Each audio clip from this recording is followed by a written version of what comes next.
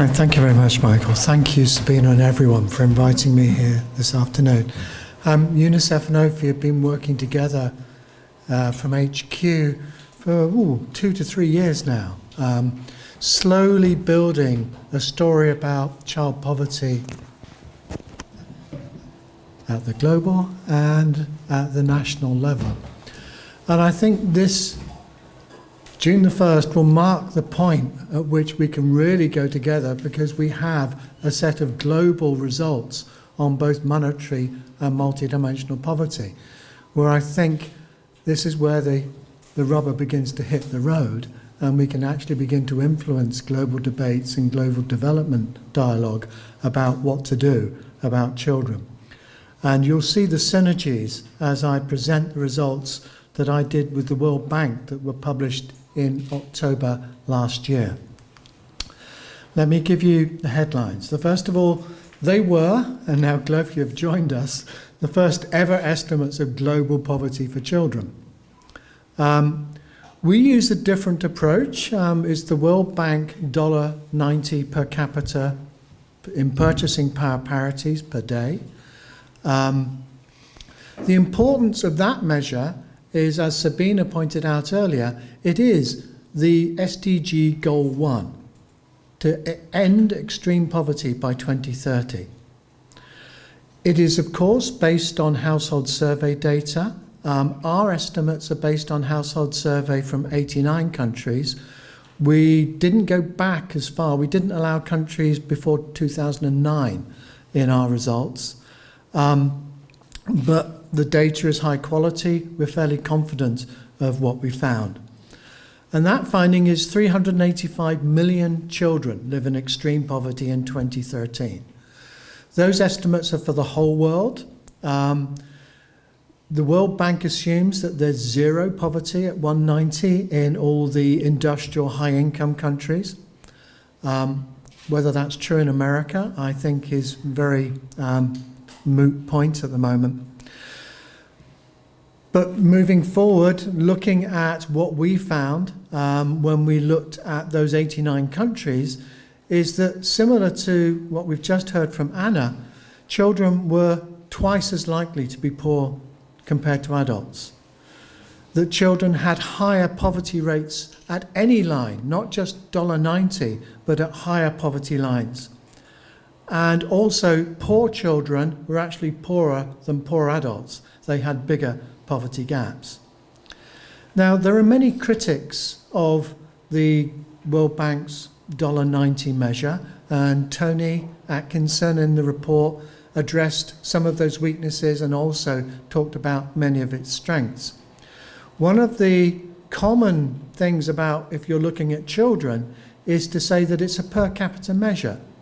Therefore, children aren't equal to adults in the amount they need, and also children live in bigger households, therefore can achieve the benefits of economies of scale. That debate, a rather technical debate around equivalence scales, we considered to see whether it altered our results. And as I'll show you later, it does not. The results are robust. Children are poorer at any poverty line using any equivalence assumption that is sensible.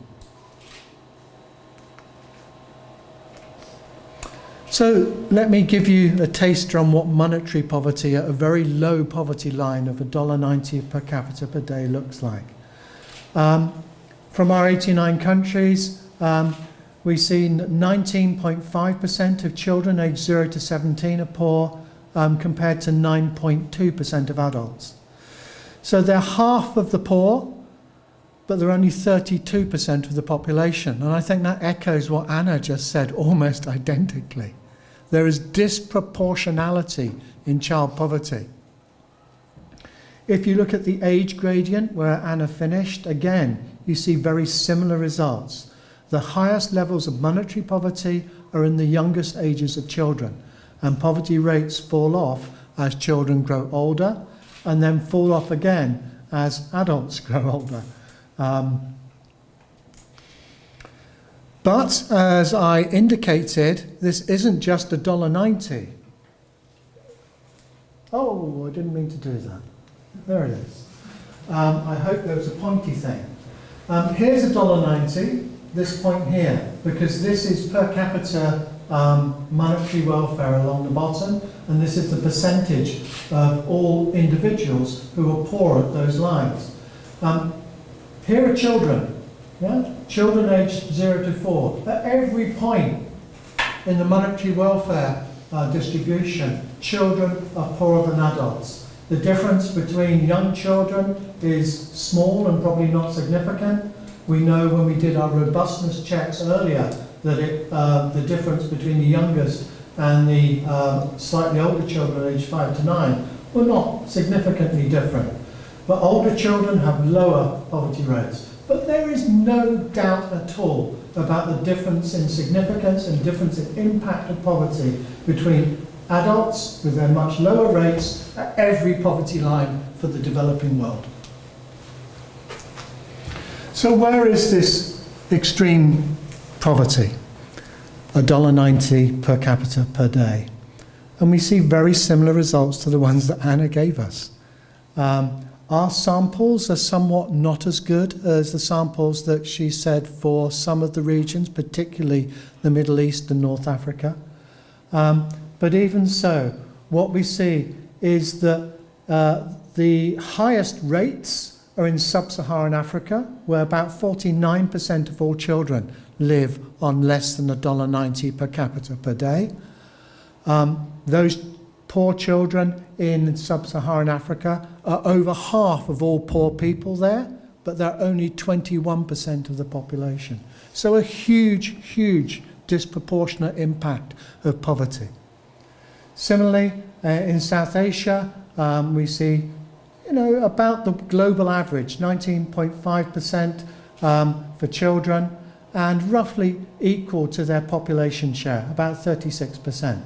And those figures are driven mostly by India, with its very large population and very high poverty prevalence. But let's unpick the story a bit differently and look at where the worst places are in the developing world. And I bring these estimates with a caveat that talks to one of the problems that a previous discussant raised in the quality and the coverage of data. We identify some states as being fragile because they have conflict, because they have poor governance, and for other reasons. Child poverty at $1.90 in these countries affects 58% of all children, compared to just 17% in countries that are not fragile states. Now, the other thing about fragile states is they're not very good at getting data out. And the worse they are, the more this data is selective. Yeah? The worst countries are not represented here, and the situation may indeed be worse in the fragile states which have conflict and which are not reporting data. Again, we see a very similar picture, perhaps not such a big concentration in the Sahel and Saharan regions as Anna pointed out. But we do see huge concentrations of very high rates of poverty in countries. The dark sort of almost black red are rates between 70% and 100% of children. And we see that clearly in those areas, and very high rates across the Sahel above it, with Latin America having much lower rate. But here we do two things. First of all, I must apologize, because when I designed this graph, I only thought about it in portrait form. So it's had to have a little lie down to give you today. But the dark red are the proportion of people, so this is the percentage of children who are in poverty. The dark red is $1.90, the lighter red is $3.10, the line that the World Bank calls the moderate poverty line.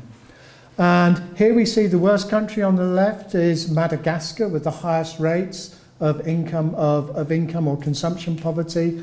But they must have the higher rates, but they're not a huge share of the global poor. If we look at where the high rates and high shares are, then we're looking at Congo, Nigeria, which is here, And we're looking at India, which is that huge population there, and Pakistan is here.